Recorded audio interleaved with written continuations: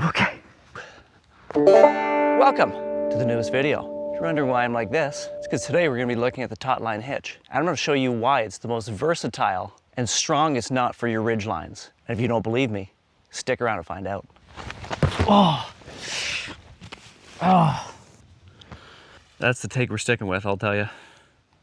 We all may recall my first knot video where I was talking about putting up a tarp and just kind of some of the basic knots that I use for that. And you guys surely let me know that I was using the wrong names for the wrong knot. Here's try number 2. Again, for those who kind of haven't seen the setup before, I keep my tarp in this kind of a loose bag.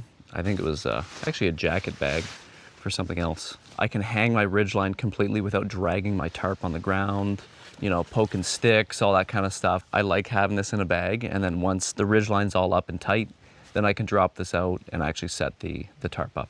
So I take my tag end, my left hand, I'm going around the tree. Maybe some people are gonna argue about this. I'm sure this is gonna be something that someone has an issue with, but I find it doesn't matter whether you go above or below it.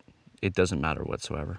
So taut line hitch, we have looped around and then just crossed our lines. I'm gonna cross the tag end on top. All we have to remember, no innuendos, 2 behind and 1 in front.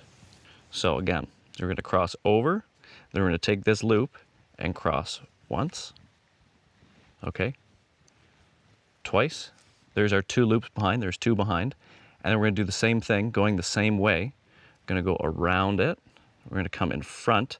We've just done these 2 loops right here. We're gonna come in front, go through this loop, and pull that tight. And all we have to do is then grab your line here. You can kind of pull it back, and then just use your tag end to kind of snug everything up, and then the whole knot should be right there.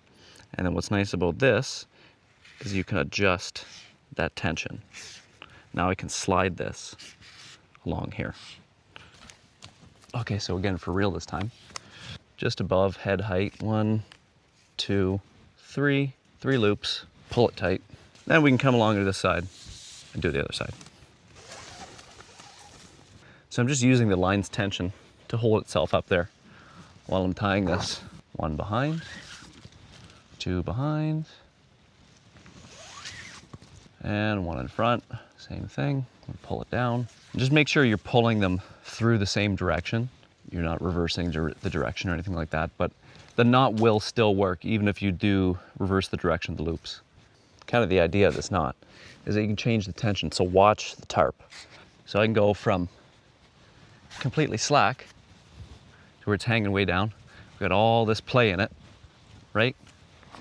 To now, I just pull this knot